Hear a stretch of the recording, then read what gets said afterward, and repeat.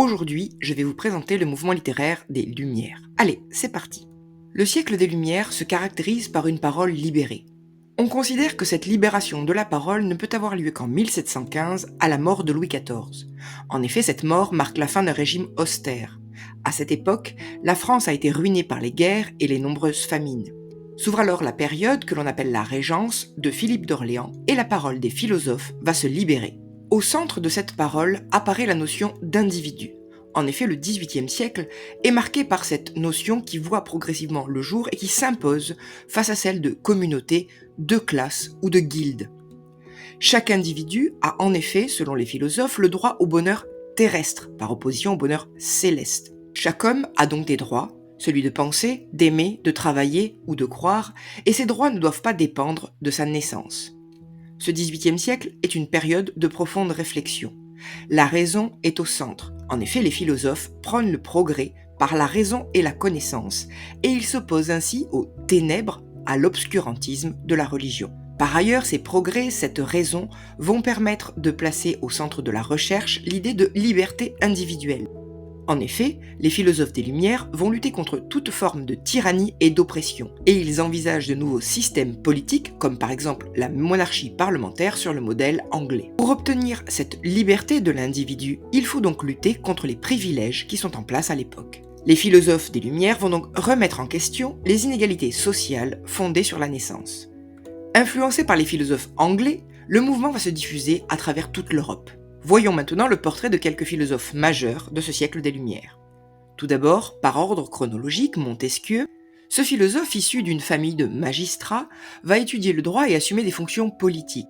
En 1720, il va écrire une satire de la société française sous la forme d'un roman épistolaire extrêmement connu, Les Lettres persanes. Ce roman met en scène deux persans qui vont découvrir avec leur œil neuf, leur œil d'étranger, la société parisienne et la critiquer. Montesquieu est également l'auteur de L'Esprit des lois, publié en 1748, où il va réfléchir aux principes fondamentaux des institutions politiques. Cette œuvre inspirera les rédactions de la Constitution de 1791. Deuxième philosophe sur notre parcours, Voltaire, qui a souvent été conseiller des rois et des monarques éclairés. Voltaire est le philosophe emblématique des Lumières et il s'oppose farouchement à l'obscurantisme des religions. Il est favorable à ce que l'on a appelé une monarchie éclairée et il sera le conseiller de Catherine II de Russie.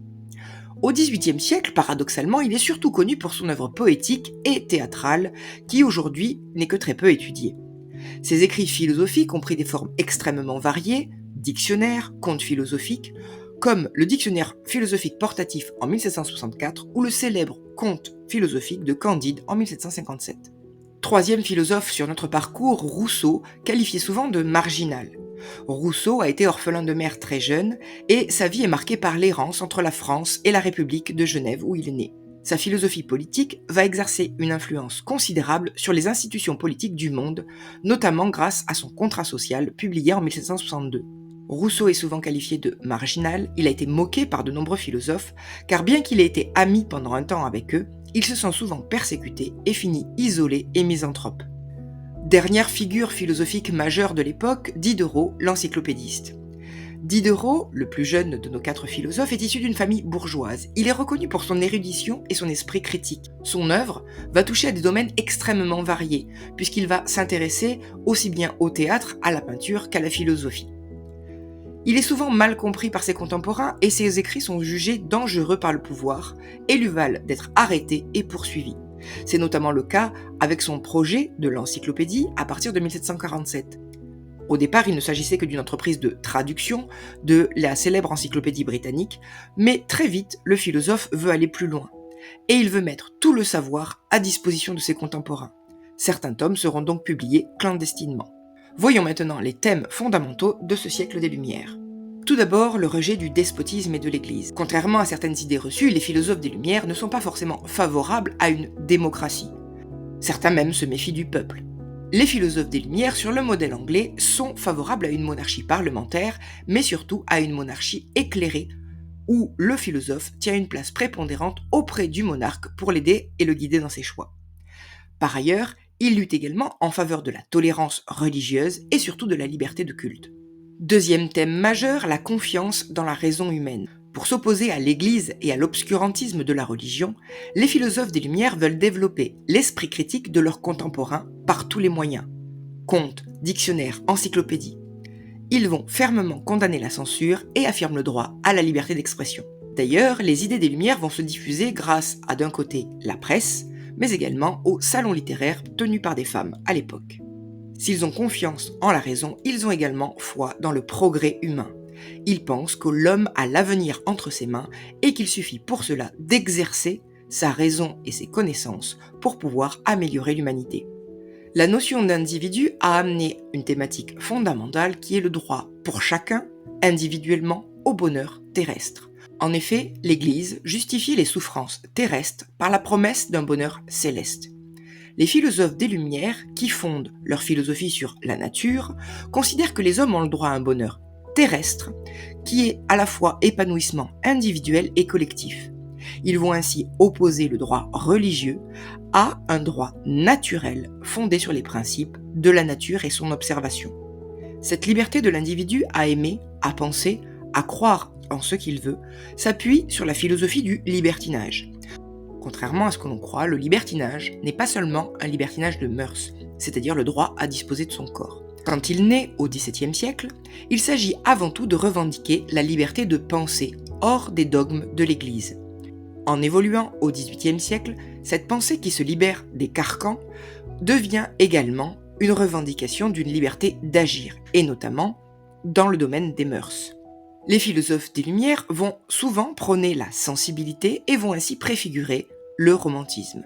Voyons maintenant les principaux genres pratiqués par les philosophes des Lumières. Tout d'abord, le roman mémoire. Il se construit comme une autobiographie fictive avec de nombreuses péripéties. Un exemple intéressant est bien sûr le roman de Manon Lescaut de l'abbé Prévost en 1731. Ensuite, le roman épistolaire. C'est un roman écrit par lettres avec une grande variété de tons et qui donne accès immédiatement à la pensée des personnages. Le principal représentant est bien sûr le texte de Choderlos de Laclos, Les liaisons dangereuses en 1782.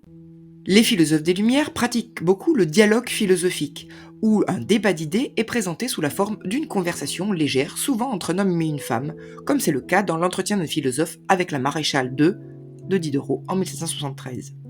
On trouve également des récits sous la forme de contes philosophiques, c'est-à-dire des récits merveilleux avec des personnages simples et une portée philosophique, comme le célèbre conte de Candide de Voltaire en 1759. Les auteurs de l'époque pratiquent également le théâtre, et notamment la comédie.